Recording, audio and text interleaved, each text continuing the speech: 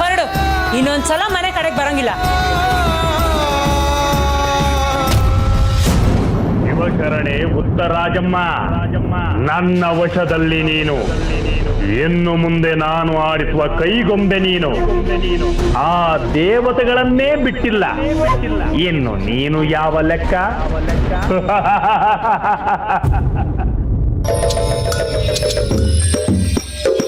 ಸುರ ಸುಂದರಾಂಗ್ರ, ಈಗ ಆಗಿದ್ಯೋ ನಿಮ್ಮ ಮನವೇ?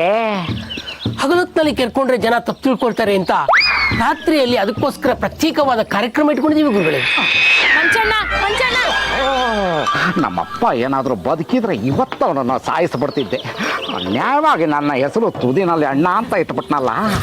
ಮಂಚಣ್ಣ ನೋಡಮ್ಮ, ನೀನು ಅಣ್ಣ ಗಿಣ್ಣ ಅಂತೆಲ್ಲ ಕರಿಬೇಡ, ಬಾಯಿ ತುಂಬ ಪಂಡಿತ್ರೆ ಅಂತ ಕರಿ. ಆಯ್ತು ಮಂಚಣ್ಣ, ಒಸಿ ನಮ್ಮ ಮನೆಗೆ ಬಂದು ಔಷಧಿ ಕೊಡಿ ಮಂಚಣ್ಣ. ಔಷಧಿನ ಯಾಕೆ ನೀಲವ್ವ? ನಿನ್ನ ಗಂಡನಿಗೇನು ಗಂಡ ಅಂತಾರ್ವಿ? ನನ್ನ ಗಂಡಂಗಲ್ಲ ಮಂಚಣ್ಣ, ನನ್ನ ಮಗಳಿಗೆ. ಯಾರು? ಆ ಸೋಣುಕ್ಲಿನ? ಹೌದು. ಅಂಚು ಕಡ್ಡಿ ಸತ್ರು ನಾನು ಔಷಧಿ ಕೊಡಲ್ಲ. ಅವಳು ನಮ್ಮ ಗುರುಗಳಿಗೆ ಅವಮಾನ ಮಾಡಿದಾಳೆ, ಮರ್ಯಾದೆ ತೆಗೆದಿದ್ದಾಳೆ. ಬೀದಿ ಬೀದಿಯಲ್ಲಿ ನಿಲ್ಲಿಸಿ ನಮ್ಮ ಗುರುಗಳಿಗೆ ಕ್ಯಾಕರಿಸಿ ಮುಖದ ಮೇಲೆ ಹುಟ್ಟಿದಾಳೆ. ಶತ್ರುಗಳು ಉಪಕಾರ ಮಾಡೋದು ಅಂದ್ರೆ ಹಾಲು ಎರ್ದಂಗೆ. ಹೌದು ಗುರುಗಳೇ, ಅವಳಿಗೆ ಔಷಧಿ ಕೊಡಬೇಡಿ, ಅವಳು ಸಾಯಿ. ಸರಿಯಾಗಿ ಹೇಳಿದೆ ಕಣೋ, ಅವಳು ಸಾಯ್ಲಿ, ಪೀಡೆ ತೊಲಗ್ಲಿ. ಹೌದು, ಅವಳನ್ನು ಕಂಡ್ರೆ ನಿನಗಾಗಲ್ವಲ್ಲ. ಈಗ ಯಾಕೋ ಈ ನವರಂಗಿ ನಾಟಕ? ಅಯ್ಯಯ್ಯೋ, ನಾನೇ ಅವಳಿಗೆ ಏನೋ ಮಾಡಿದ್ದೀನಿ ಅಂತ ನಮ್ಮ ಯಜಮಾನ್ರು ತಪ್ಪು ತಿಳ್ಕೊಂಡ್ಬಿಟ್ರೆ. ಓಹೋ, ನೀನೇನೋ ಮಾಡಿಲ್ವಾ? ಇಲ್ಲ. ಮತ್ತಿನ್ಯಾರು ಮಾಡಿದ್ದು? ಆ ಮಾಟ್ಕಾತಿ ಉತ್ತರಾಜಮ್ಮ ಕೆನ್ನೆ ಕೊಡ್ದು ಕಳ್ಸಿದಾಳೆ. ಅವಳು ಹೊಡೆದಿರೋ ರಕ್ಸಕ್ಕೆ ಕೆನ್ನೆ ಊದ್ಕೊಂಡು ನೋವು ನೋವು ಅಂತ ಬಾಯಿ ಬಡ್ಕೋತಿದ್ದಾಳೆ.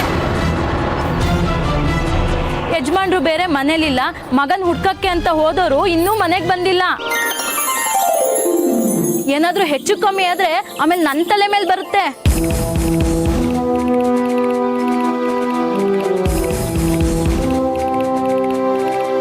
ದಯವಿಟ್ಟು ಬರಲ್ಲ ಅಂತ ಮಾತ್ರ ಹೇಳ್ಬೇಡಿ. ಬೇಕಿದ್ರೆ ನಮ್ಮ ಯಜಮಾನ್ರಿಗೆ ಹೇಳಿ ನೀವು ತಗೊಳ್ಳೋ ಸಂಭಾವನೆಗಿಂತ ಹೆಚ್ಚಿಗೆನೆ ಕೊಡಿಸ್ತೀನಿ.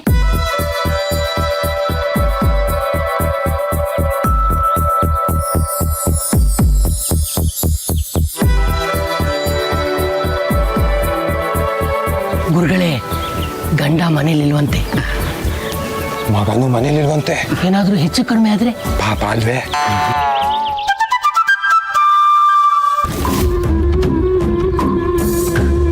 ಗುರುಗಳೇ, ವೈಯಕ್ತಿಕ ಕನಸುಗಳನ್ನ ನಿಷೇಧಿಸಲಾಗಿದೆ.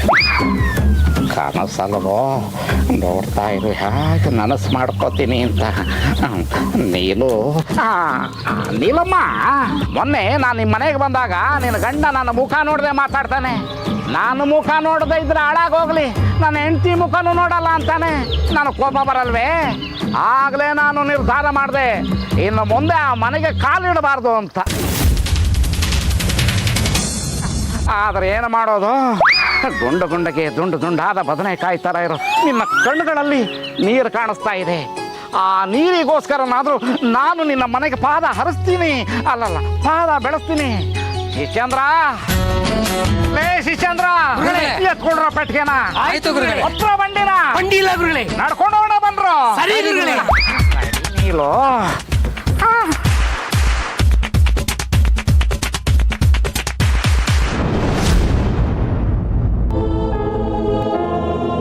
ಎಲ್ಲಿ ಹೋದಳು ಈ ಹಿಮಾವತಿ?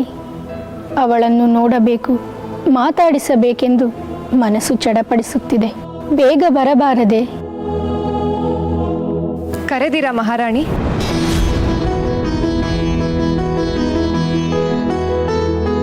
ಶಿವ ಶಿವ, ಏನಾಶ್ಚರ್ಯ! ನಾನು ಈಗಷ್ಟೇ ನನ್ನ ಮನಸ್ಸಿನಲ್ಲಿ ನೆನೆಸಿಕೊಂಡೆ, ತಕ್ಷಣ ನೀನು ಬಂದಿದೆಯಲ್ಲ. ನಿನಗೇನಾದರೂ ನನ್ನ ಮನಸ್ಸನ್ನು ಓದುವ ವಿದ್ಯೆ ಗೊತ್ತೇನು? ನಿಮ್ಮ ಮನಸ್ಸು ಮಾತ್ರವಲ್ಲ ಮಹಾರಾಣಿ, ನಾನು ಎಲ್ಲರ ಮನಸ್ಸನ್ನು ಓದಬಲ್ಲೆ. ಹೌದೇ? ಅದು ಹೇಗೆ? ಅದನ್ನೆಲ್ಲ ಹೇಳಲು ಸಮಯ ಬೇಕು. ಈಗ ನೀವು ಪುತ್ರ ಸಂತಾನದ ಸುಖ ಅನುಭವಿಸುತ್ತಿದ್ದೀರಿ. ಆ ಸುಖ ಭಂಗವಾಗುವುದು ಬೇಡ. ನನಗೆ ಪುತ್ರ ಸಂತಾನದ ಅನುಗ್ರಹ ನೀಡಿದವಳು ನೀನೇ ಅಲ್ಲವೇ ಹಿಮವತಿ? ಸ್ಪರ್ಶ ಮಾತ್ರದಿಂದ ನನ್ನ ಪ್ರಾಣಾಂತಿಕ ನೋವನ್ನು ಮರೆಸಿ ಅರವಿಗೆ ಬರದಷ್ಟು ಸುಲಲಿತವಾಗಿ ಹೆರಿಗೆಯನ್ನು ಮಾಡಿಸಿದವಳು ನೀನೆ. ನನಗನಿಸುತ್ತಿದೆ ನೀನು ಸಾಮಾನ್ಯ ಹೆಣ್ಣಲ್ಲ. ನಿನ್ನ ಮಾತಿನಲ್ಲೇನೋ ಮಾಂತ್ರಿಕತೆ ಇದೆ. ನಿನ್ನ ನಗುವಿನಲ್ಲಿ ಏನೋ ಚೈತನ್ಯವಿದೆ. ನಿನ್ನ ಸ್ಪರ್ಶಕ್ಕೆ ಸಂಜೀವಿನಿಯ ಗುಣವಿದೆ. ಹೇಳು ಹಿಮವತಿ, ನಿಜವಾಗಿ ನೀನು ಯಾರು?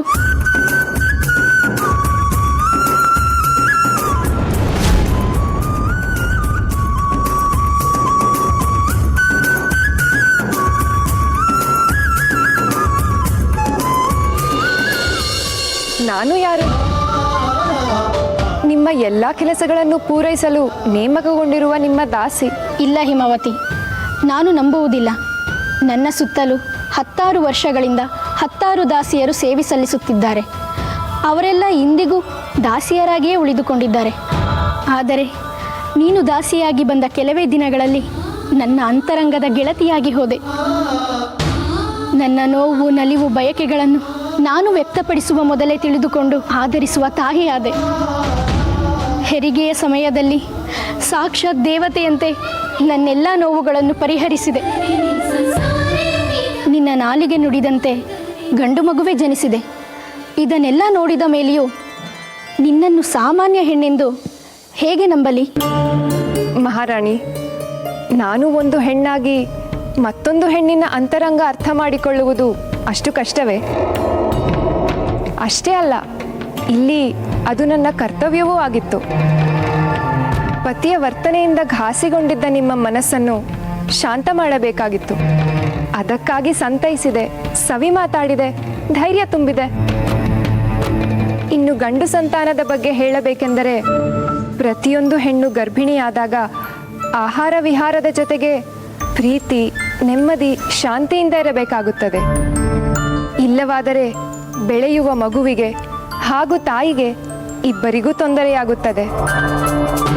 ನಿಮ್ಮ ಪತಿ ಗಂಡು ಸಂತಾನವೇ ಬೇಕೆಂದು ಕಟ್ಟಪ್ಪಣೆ ಮಾಡಿ ಹೋದಾಗ ಹೆಣ್ಣು ಮಗುವಾದರೆ ಏನು ಮಾಡಿ ಬಿಡುತ್ತಾರೋ ಎಂಬ ಭಯ ನಿಮ್ಮನ್ನು ತಲ್ಲಣಗೊಳಿಸಿತ್ತು.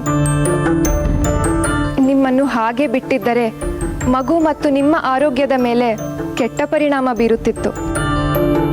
ಅದಕ್ಕೆ ಹೇಗಿದ್ದರೂ ನೀವು ನನ್ನ ಮಾತನ್ನು ನಂಬುತ್ತೀರಿ ಎಂಬ ಧೈರ್ಯದಿಂದ ನಿಮಗೆ ಗಂಡು ಸಂತಾನವೇ ಹುಟ್ಟುತ್ತದೆ ಎಂದು ಭರವಸೆ ಮೂಡಿಸಿದೆ. ಆದರೆ ಅದು ನಿಜವಾಗಿದ್ದು ಕೇವಲ ನನ್ನ ಮಾತಿನಿಂದಲ್ಲ, ಅಂತರಂಗದಲ್ಲೇ ಶಿವನನ್ನು ಪೂಜಿಸುವ ನಿಮ್ಮ ಭಕ್ತಿಯಿಂದ. ಆ ಭಕ್ತಿಗೆ ಮೆಚ್ಚಿ ಶಿವನು ನೀಡಿರುವ ಪ್ರಸಾದವೇ ನಿಮ್ಮ ಮುದ್ದಿನ ಕಂದ.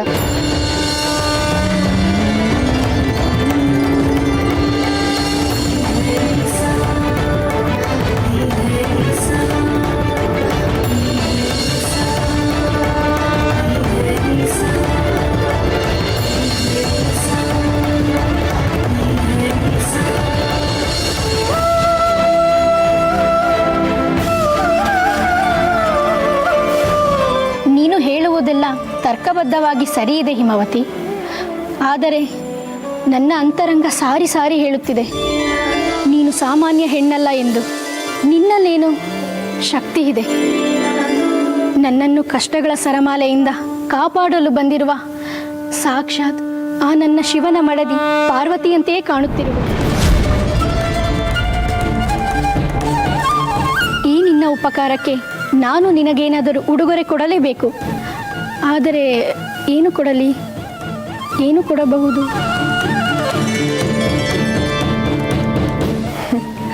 ನಿಮ್ಮ ಮುಗ್ಧ ಪ್ರೀತಿಯೇ ನನಗೆ ಪ್ರಿಯವಾದ ಉಡುಗೊರೆ ಮಹಾರಾಣಿ.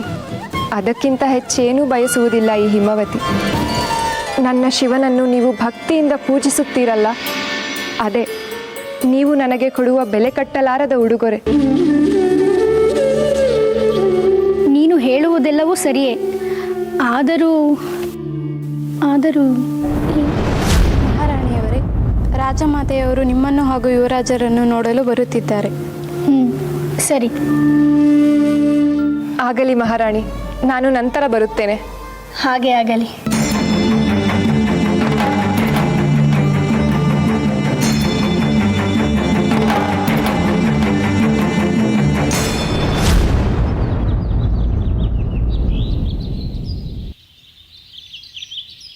ಇಲ್ಯಾಕೆ ಬಂದೆ ಬಿದ್ರಯ್ಯ? ಹೇಳ್ತೀನಿ. ನೀನು ಕೇಳಿದ ಪ್ರಶ್ನೆಗೆ ನಾನು ಸರಿಯಾದ ಉತ್ತರ ಕೊಟ್ಟಿದ್ದೀನಿ. ಈಗ ನಾನು ಕೇಳೋದನ್ನ ನೀನು ಕೊಡಬೇಕು. ನಿನಗೇನು ಬೇಕೋ ಕೇಳು ಬಿದ್ರೆಯ. ಅವನು ಒಂದು ಮಡಕೆ ಚಿನ್ನ ಬೇಕು ಅಂತ ಕೇಳ್ತಾನೆ, ಕೊಡ್ತೀಯಾ? ಒಂದ್ಸಲ ದುಡ್ಡು ಕೇಳ್ತಾನೆ, ಕೊಡ್ತೀಯಾ? ಲೋ, ಅವನ ಅದ್ಯಾವುದು ಕೇಳಲ್ಲ ಕಣ್ರೋ, ಒಂದ್ ಗಡಿಗೆ ಎಂಡ ಬೇಕು ಅಂತಾನೆ. ಶಿವ ಅಂಥದ್ದನ್ನ ಕೇಳೋ ದುರ್ಬುದ್ಧಿ ನಂಗಿಲ್ಲಪ್ಪ. ಬಿಟ್ಟಿ ಬಂದಿದ್ ಬೀದಿ ಗಂಟ, ಕಷ್ಟಪಟ್ಟಿದ್ ಕಡೆಗಂಟ ಅಂತ ನಂಬ್ದೋನ್ ನಾನು. ಕಾಯಕವೇ ಕೈಲಾಸ ಅಂತ ಹೇಳೋರೆ ಅಣ್ಣವ್ರು. ನಮ್ಮ ವಂಶ ಪಾರಂಪರೆಯಿಂದ ಬಿದಿರನ್ನೇ ನಂಬ್ಕೊಂಡು ಬಂದವ್ರು ನಾವು. ನಾನು ಬಿದಿರು ಕಡಿಯಕ್ಕೆ ಹೋದಾಗೆಲ್ಲ ನಿನ್ನಂಗೆ ಒಬ್ಬ ಹುಡುಗ ಹುಲಿ ಮೇಲೆ ಬಂದು ಬಿದಿರು ಕಡಿಬೇಡ ಅಂತಾನೆ. ಬಿದಿರಿಲ್ದೆ ನಾವ್ ಹೆಂಗ್ ಜೀವನ ಮಾಡೋದು ಹೇಳು? ಅದಕ್ಕೆ ನನಗೆ ಬಿದಿರು ಬೇಕು. ಅವ್ನು ನಿನಗೆ ಗೊತ್ತಿದ್ರೆ ಬಿದಿರು ಕಡಿಯಕ್ಕೆ ನನ್ನನ್ನು ಬಿಡಕ್ಕೆ ಹೇಳು. ಅಷ್ಟೇ ತಾನೆ? ಅವನು ನನ್ನ ಗೆಳೆಯನೇ, ನಾನು ಅವನಿಗೆ ಹೇಳ್ತೀನಿ, ನೀನು ಹೋಗಿ ಕಡ್ಕೋ.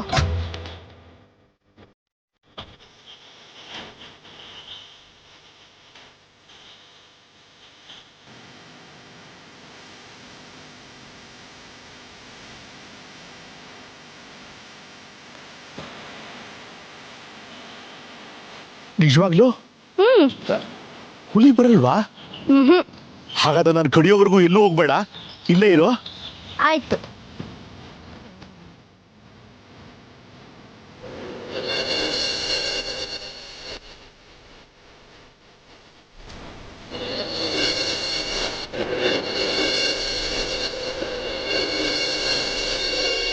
ಹುಟ್ಟಿದ್ರೆ ಹುಟ್ಟಬೇಕು ನಿನ್ನಂಗ, ಬೆಳೆದ್ರೆ ಬೆಳಿಬೇಕು ನಿನ್ನಂಗ. ಅವ್ವ ಬಿದ್ರವ್ವ.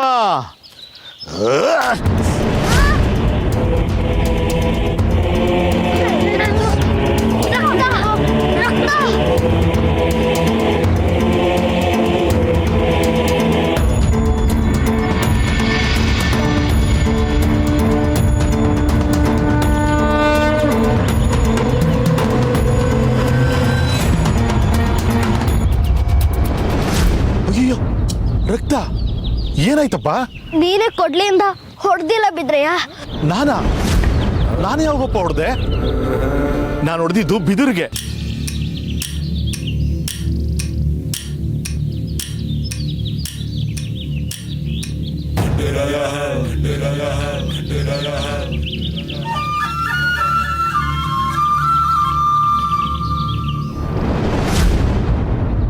ಬಿದ್ರು ಅಂದ್ರೆ ನಾನೇ ಬಿದ್ರೆಯ? ಬಿದಿರು ಅಂದ್ರೆ ನೀನಾ? ಬಿದ್ರು ಅಂದ್ರೆ ಕಾಡು, ಕಾಡು ಅಂದ್ರೆ ಜೀವರಾಶಿ, ಜೀವರಾಶಿ ಅಂದ್ರೆ ನಾನು. ನೀನ್ ಹೇಳ್ತಾ ಇರೋದು ನನಗೇನು ಅರ್ಥ ಆಗ್ತಾ ಇಲ್ವಲ್ಲಪ್ಪ. ಮೇಲ್ ನೋಡು.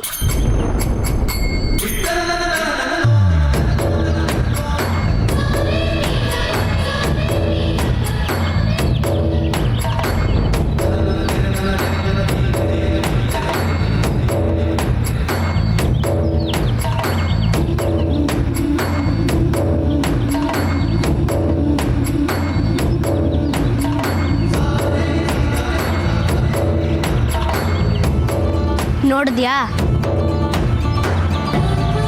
ಈ ಬಿದಿರಿನ ಆಶ್ರಯದಲ್ಲಿ ನೂರಾರು ಪಕ್ಷಿಗಳು ಗೂಡು ಕಟ್ಟಿ ಸಂಸಾರ ಮಾಡ್ತೀವಿ. ನೀನು ಬಿದಿರು ಕಡಿಯೋದ್ರಿಂದ ಗೂಡಲ್ಲಿರೋ ಮರಿಗಳು, ಮೊಟ್ಟೆಗಳು ಎಲ್ಲ ನಾಶ ಆಗುತ್ತೆ.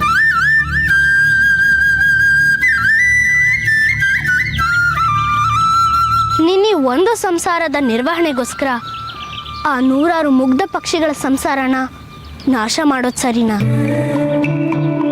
ನಾವು ಬದುಕಕ್ಕೆ ನೂರಾರು ದಾರಿ ಇದೆ ಬಿದ್ರೆಯ, ಆದರೆ ಪಕ್ಷಿಗಳಿಗೆ ಮರ ಒಂದೇ ಆಶ್ರಯ.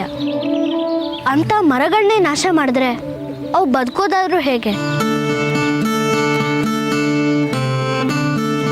ಈ ಸೃಷ್ಟಿ ನೆನ್ನೆ ಮೊನ್ನೆದಲ್ಲ, ಕೋಟ್ಯಾಂತರ ವರ್ಷಗಳಿಂದ ತನ್ನ ಸಮತೋಲನನ ಕಾಪಾಡ್ಕೊಂಡ್ಬಂದಿದೆ.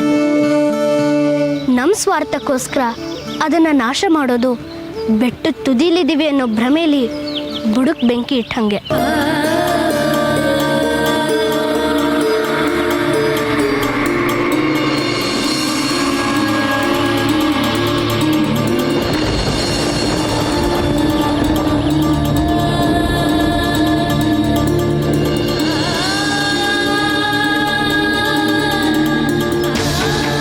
ಕ್ಷಮಿಸಪ್ಪ, ನನಗೆ ಕ್ಷಮಿಸು. ನನಗೆ ಈಗ ಜ್ಞಾನೋದಯ ಆಯಿತು. ಇನ್ಯಾವತ್ತೂ ನಾನು ಬಿದಿರು ಕಡಿಯಲ್ಲ, ಒಣಗಿರೋ ಬಿದಿರನ್ನಷ್ಟೇ ಉಪಯೋಗಿಸ್ತೀನಿ.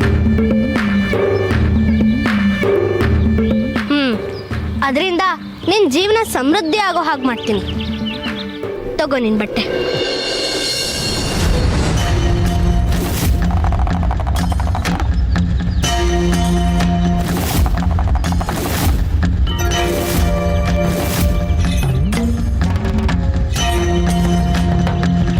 ಕೈಯಲ್ಲಿ ರಕ್ತ ಬಂದಿತ್ತಲ್ಲಪ್ಪ, ರಕ್ತನೂ ಇಲ್ಲ, ಅದ್ರ ಗುರುತೂ ಇಲ್ಲ. ಬಂದಿತ್ತು, ಹೋಯ್ತು. ಅಲ್ವೋ, ಬಂದಿತ್ತು ಹೋಯ್ತಾ? ನೀನೇನು ದೇವ್ರೇನೋ? ಮಕ್ಕಳು ದೇವ್ರ ಸಮಾನ ಅಂದಮೇಲೆ ನಾನು ದೇವ್ರೆ, ನೀನು ದೇವ್ರೆ.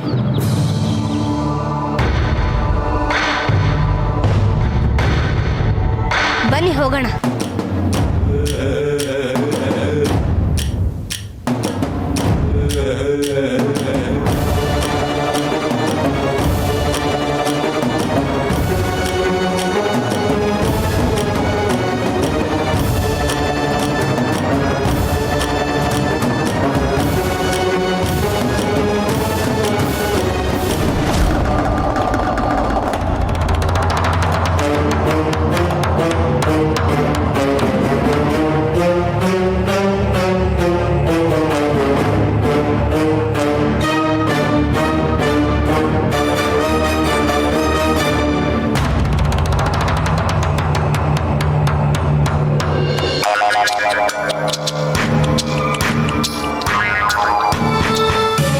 ಏನಮ್ಮ ಇದು ಹೀಗೆ ಹೊಡೆದಿದ್ದಾಳೆ?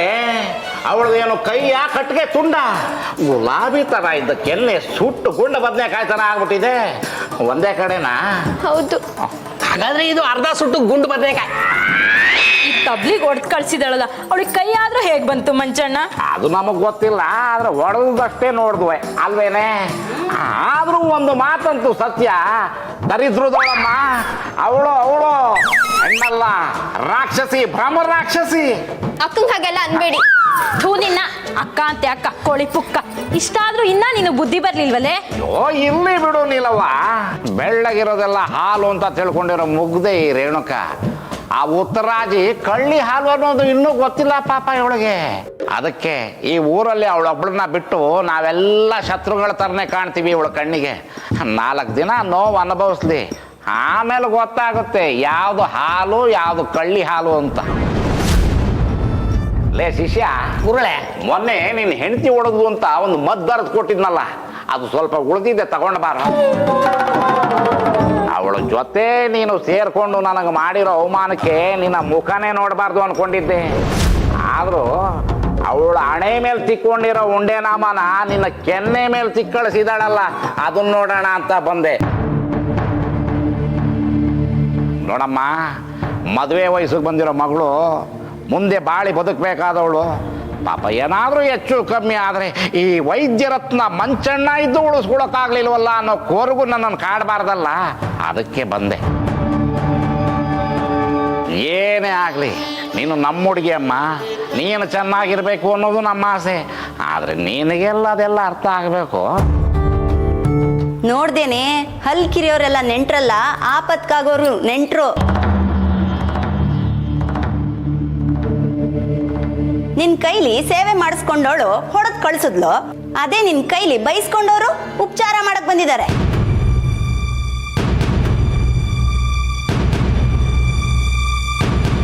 ಈಗ್ಲಾದ್ರೂ ಗೊತ್ತಾಯ್ತಾ ಯಾರು ಒಳ್ಳೆಯವರು ಅಂತ?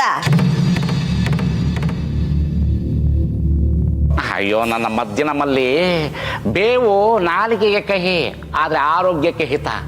ಆದರೆ ಏನು ಮಾಡೋದು, ಜನರಿಗೆ ಕೈ ಇಷ್ಟ ಆಗಲ್ಲ, ಸಿಹಿನೇ ಇಷ್ಟ ಆಗೋದು.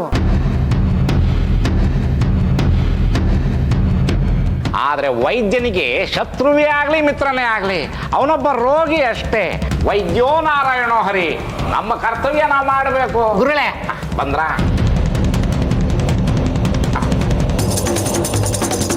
ಎಲ್ಲಮ್ಮ ಸ್ವಲ್ಪ ತಿರುಕೋ. ತಡ್ಕೋ. ಆಯ್ತು.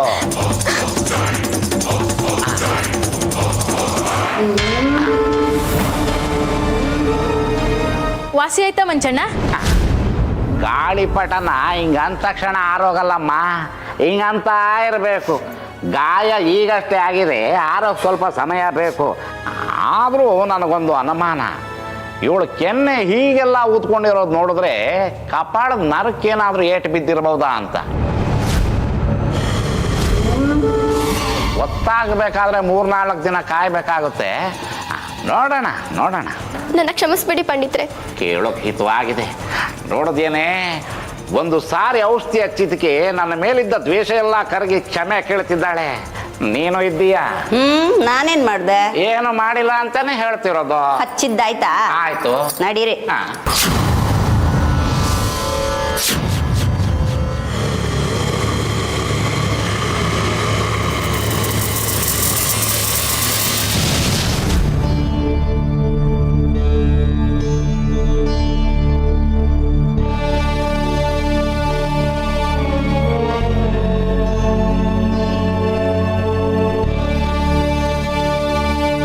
ಹೌದು ಮಾತು. ಬಹಳ ವರ್ಷಗಳ ನಂತರ ಅರಮನೆಯಲ್ಲಿ ಹೊಸ ಅತಿಥಿ ಆಗಮನವಾಗಿದೆ.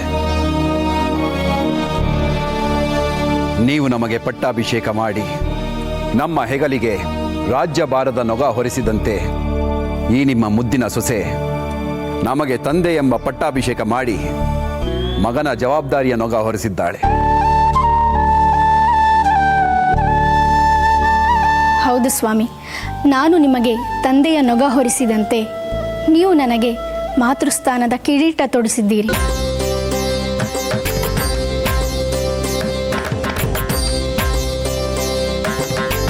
ಈ ಒಂದು ದಿನಕ್ಕಾಗಿ ನಾನದೆಷ್ಟು ವರ್ಷಗಳು ಕಾದಿದ್ದೇನೋ ಏನೋ.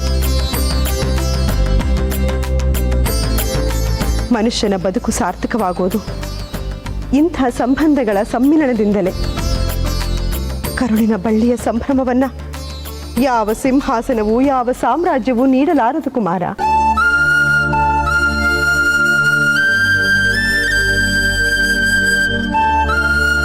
ನೋಡು, ನನ್ನ ಮೊಮ್ಮಗ ಎಷ್ಟು ಮುದ್ದಾಗಿದ್ದಾನೆ. ಸೂರ್ಯ ಚಂದ್ರರನ್ನೇ ನಾಚಿಸುವಂತಿದ್ದಾನೆ.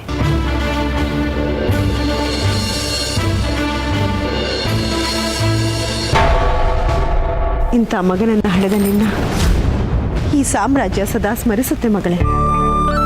ನನಗೆ ಯಾವ ಸಾಮ್ರಾಜ್ಯದ ಸ್ಮರಣೆಯೂ ಬೇಡ ಮಾತಾಜಿ. ಸದಾ ನಿಮ್ಮಿಬ್ಬರ ಪ್ರೀತಿಯೊಂದಿದ್ದರೆ ಅಷ್ಟೇ ಸಾಕು. ಎಷ್ಟು ಸರಳವೇ ನೀನು. ಎಲ್ಲ ಸ್ತ್ರೀಯರಿಗೂ ನೀನೊಂದು ಆದರ್ಶ. ಓಹೋ ಹೋ ಹೋ, ಅತ್ತೆ ಸೊಸೆಯರ ಹೊಗಳಿಕೆಯ ನಡುವಲ್ಲಿ ನಾವೆಲ್ಲೋ ಕಳೆದು ಹೋಗುತ್ತಿದ್ದೇವೆ. ನಮ್ಮ ಕಡೆಯೂ ಸ್ವಲ್ಪ ಗಮನವಿರಲಿ.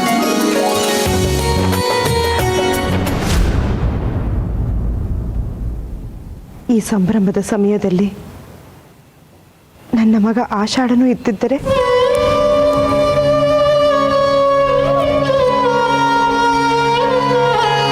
ಅದೆಷ್ಟು ಸಂತೋಷ ಪಡುತ್ತಿದ್ದನೋ ಏನು.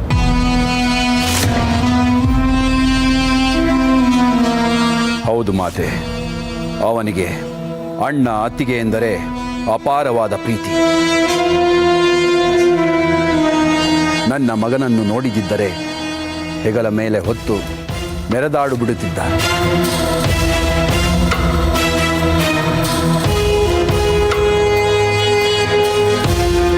ಅವನು ಎಲ್ಲಿಯೋ ಬದುಕಿದ್ದಾನೆ ಎಂಬ ಸುದ್ದಿ ಸಿಕ್ಕಿದ್ದರೆ ಸಾಕು, ಹೇಗೂ ನೆಮ್ಮದಿಯಿಂದ ಇದ್ದು ಬಿಡುತ್ತಿದ್ದೆ. ಆದರೆ ಈಗ ಆ ನನ್ನ ಕಂದ ಎಲ್ಲಿದ್ದಾನೋ ಹೇಗಿದ್ದಾನೋ ಎಂಬುದನ್ನು ನೆನೆದು ನೆನೆದು ಸಾಯುವಂತಾಗಿದೆ ನನ್ನ ಸ್ಥಿತಿ. ಕ್ಷಮಿಸು ಮಗಳು. ಮೊಮ್ಮಗನೊಂದಿಗೆ ಸಂಭ್ರಮಿಸಬೇಕಾದ ಸಂದರ್ಭದಲ್ಲಿ ಆಷಾಢನ ನೆನಪುಗಳನ್ನು ಕೆದಕಿ ಸಂಕಟದ ವಾತಾವರಣ ಸೃಷ್ಟಿಸಿಬಿಟ್ಟೆ. ನೀನೀಗ ಹಸಿ ಬಾಣಂತಿ. ನಿನ್ನ ಆರೋಗ್ಯದ ಕಡೆ ಹೆಚ್ಚು ಗಮನ ಕೊಡು ಕುಮಾರ. ನನ್ನ ಮೊಮ್ಮಗನ ಆಗಮನ ಇಡೀ ನಾಡಿಗೆ ಹಬ್ಬವಾಗಬೇಕು. ಪಂಡಿತರನ್ನ ರಾಜಪುರೋಹಿತರನ್ನ ಬರಹೇಳು. ಮುಂದಿನ ಸಮಾರಂಭಗಳಿಗೆ ಅಣಿಯಾಗಲಿ. ಹಾಗೆ ಆಗಲಿ ಮಾತೆ. ನಾನು ಈಗಲೇ ಮಂತ್ರಿಗಳಿಗೆ ಆಜ್ಞಾಪಿಸುತ್ತೇನೆ.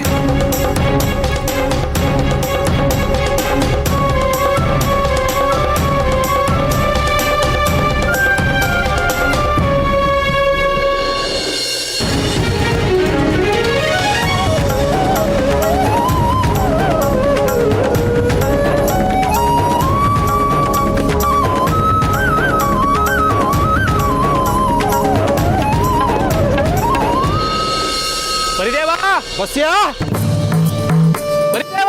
ಬಸ್ಯಾ. ನನಗಂತೂ ಇವನು ಕಾಟ ಸಾಕಾಗೋಗಿದೆ ಶರಣಪ್ಪ. ಒಂದು ಗಳಿಗೆ ಮನೆಗಿರಲ್ಲ ಅಂತಾನೆ.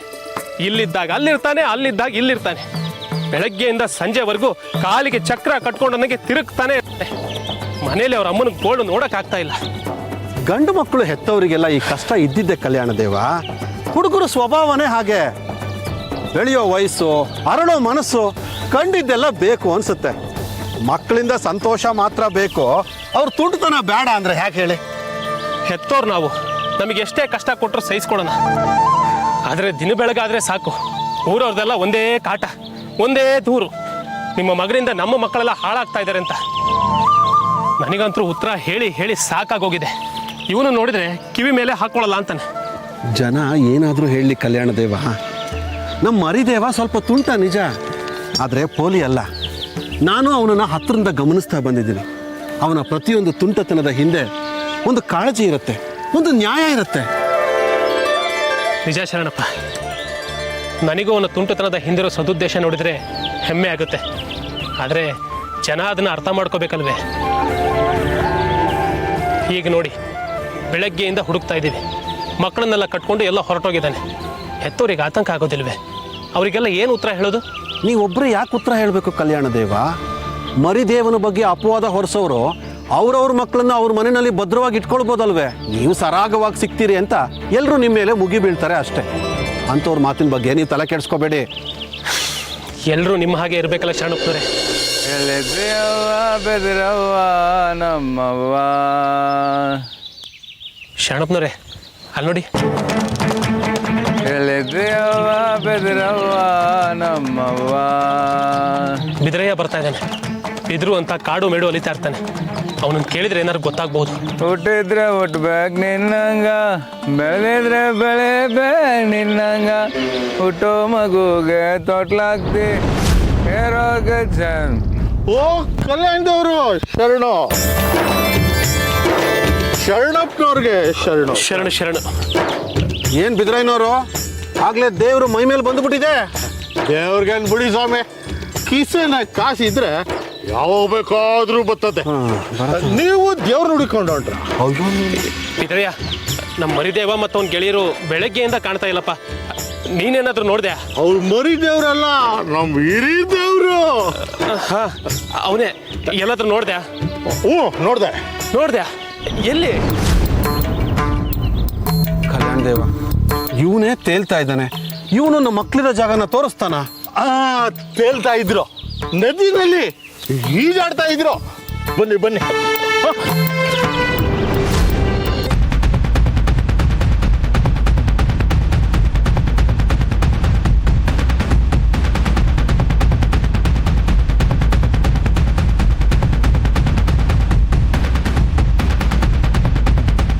ಮಾತಾಜಿ, ನನ್ನ ಮಗನಿಗೆ ಏನಾಗಿದೆ ಮಾತಾಜಿ? ಅವನು ಏಕೆ ನನ್ನನ್ನು ಗ್ರಹಿಸುತ್ತಿಲ್ಲ ಮಾತಾಜಿ? ನನಗೆ ತುಂಬ ಭಯವಾಗುತ್ತಿದೆ ಮಾತಾಜಿ. ಚಿಂತಿಸಬೇಡ ಮಗಳೇ, ನಾನು ಹೇಳುತ್ತಿದ್ದೇನೆ. ನನ್ನ ಮೊಮ್ಮಗನಿಗೆ ಏನೂ ಆಗಿಲ್ಲ. ಅವನು ಆರೋಗ್ಯವಾಗಿದ್ದಾನೆ. ಅವನು ಲವಲವಿಕೆಯಿಂದಿದ್ದಾನೆ. ನೀನು ಸುಮ್ಮನೆ ಚಿಂತಿಸುತ್ತಿದ್ದೀಯ ಅಷ್ಟೇ.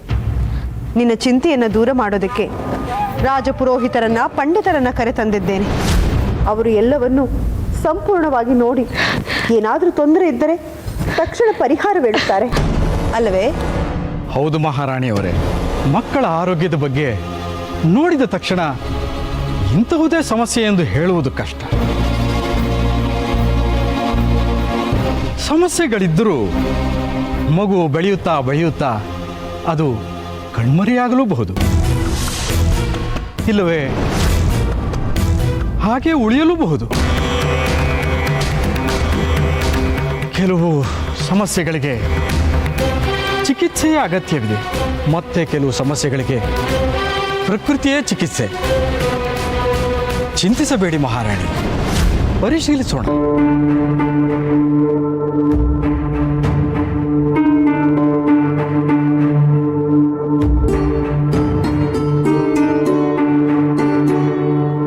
ಕಮಲದ ಕಣ್ಣುಗಳು, ವಿಶಾಲವಾದ ಕಿವಿ, ದುಂಡು ಮುಖ ರಾಜಯೋಗವನ್ನು ಸೂಚಿಸುತ್ತದೆ ತಾಯಿ.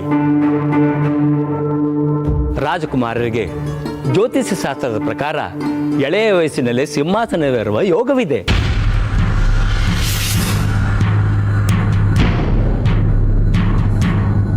ಪಂಡಿತರೆ, ನನಗೆ ಅವನ ಭವಿಷ್ಯಕ್ಕಿಂತಲೂ ಅವನ ಆರೋಗ್ಯದೇ ಆತಂಕವಾಗಿದೆ. ರಾಜಕುಮಾರರ ಲವಲವಿಕೆಯನ್ನು ನೋಡಿದರೆ ಆತಂಕ ಪಡುವ ಅವಶ್ಯಕತೆಯೇ ಇಲ್ಲ ತಾಯಿ. ಸ್ವಲ್ಪ ಸಮಾಧಾನದಿಂದಿರಿ, ನಾನು ಮಗುವನ್ನು ಪರೀಕ್ಷಿಸುತ್ತೇನೆ.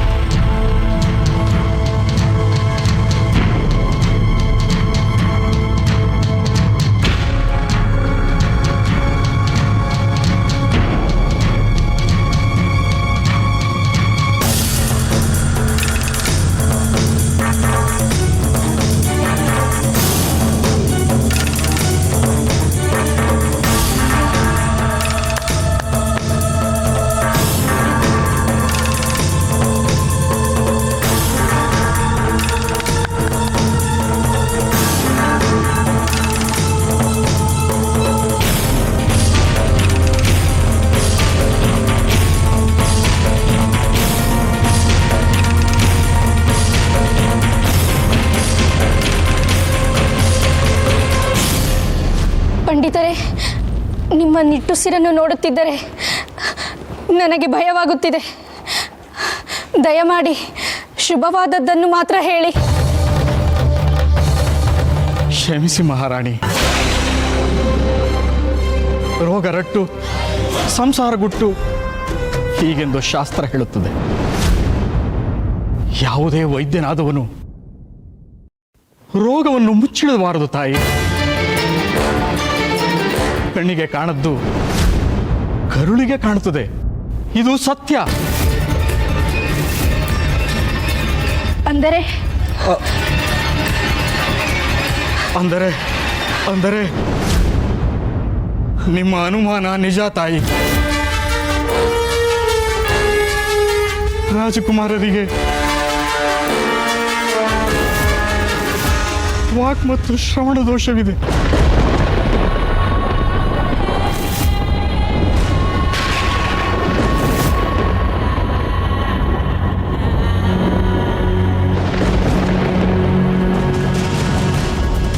ನನ್ನ ಮಗ ಮೂಕನೇ.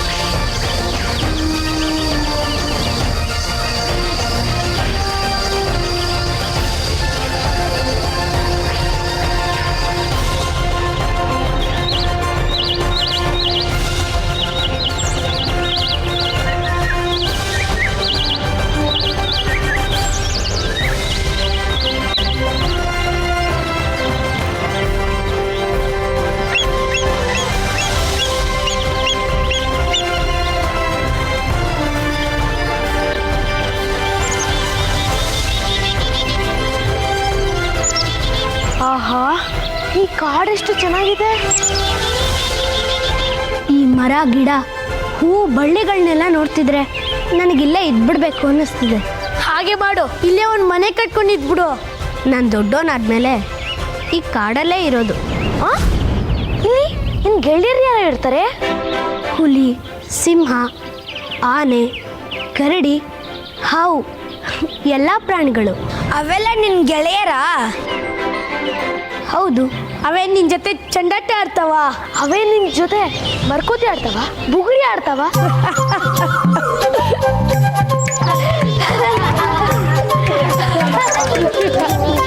ಮನುಷ್ಯ ಹಸು ಸಾಕ್ತಾನೆ, ನಾಯಿ ಸಾಕ್ತಾನೆ, ಕತ್ತೆ, ಕುದುರೆ, ಆನೆ ಎಲ್ಲ ಸಾಕ್ತಾನೆ. ಅವುಗಳೇನು ಚಂಡಾಟ, ಬುಗುರಿ, ಮರ್ಕೋತಿ ಆಡ್ತಾವ? ಗೆಳೆಯರು ಅಂದರೆ ಬರೀ ಆಟ ಆಡಕ್ಕಲ್ಲ, ಒಬ್ರಿಗೊಬ್ರು ಪ್ರೀತಿ ಮಾಡೋಕ್ಕೆ ಗೆಳೆತನ ಬೇಕು. ಕಷ್ಟ ಸುಖ ಹಂಚ್ಕೊಳ್ಳೋಕ್ಕೆ ಗೆಳೆತನ ಬೇಕು. ಒಟ್ಟಿಗೆ ಅನ್ಯೋನ್ಯವಾಗಿ ಬದುಕೋದಕ್ಕೆ ಗೆಳೆತನ ಬೇಕು. ನಾಯಿಗೆ ಒಂದು ದಿನ ಒಂದೇ ಒಂದು ತುಂಡು ರೊಟ್ಟಿ ಹಾಕಿದ್ರೂ ಅದು ನಿಮ್ಮನ್ನ ಸಾಯೋವರೆಗೂ ಮರೆಯಲ್ಲ. ಆದರೆ ಮನುಷ್ಯನಿಗೆ 100 ದಿನ ಊಟ ಹಾಕಿ 1 ದಿನ ಊಟ ಹಾಕದೇ ಇದ್ರೆ ಬಾಯಿಗೆ ಬಂದಾಗ ಬೈತಾನೆ.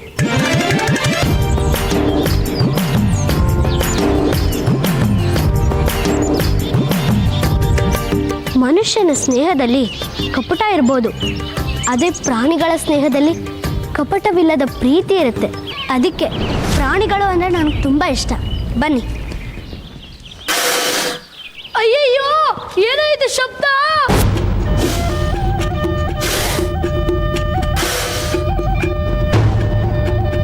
ಹೌದು ಹೌದು ಮರಿದೇವಾ, ಏನೋ ಶಬ್ದ ಬರ್ತಿದೆ. ಕಾಡು ಅಂದಮೇಲೆ ಶಬ್ದ ಇಲ್ಲದೆ ಇರುತ್ತಾ? ಅದಕ್ಕೆ ಯಾಕೆ ಹೆದರ್ಕೋಬೇಕು? ಬನ್ನಿ.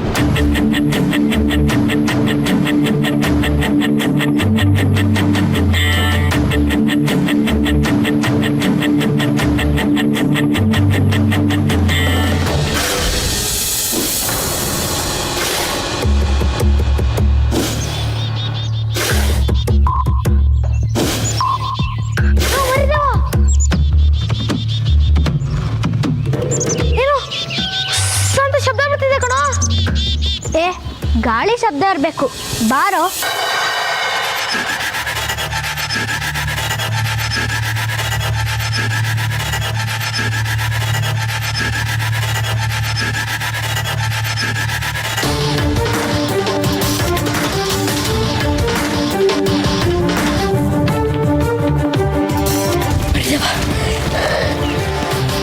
ನಮ್ಮಿಂದ ಏನು ಬರ್ತಿದೆ ಅನಿಸ್ತಿದೆ ಕಣೋ. ಹೌದಾ? ನಡಿ ನೋಡೋಣ.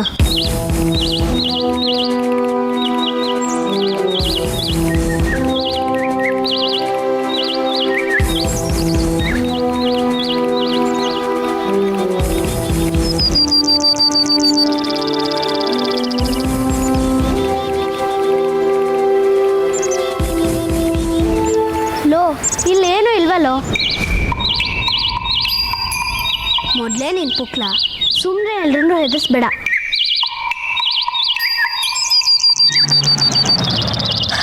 ಸರಿ, ನೀನು ಮುಂದೆ ಹೋಗು, ನಾನು ನಿನ್ನ ಹಿಂದೆ ಬರ್ತೀನಿ. ನಡಿ.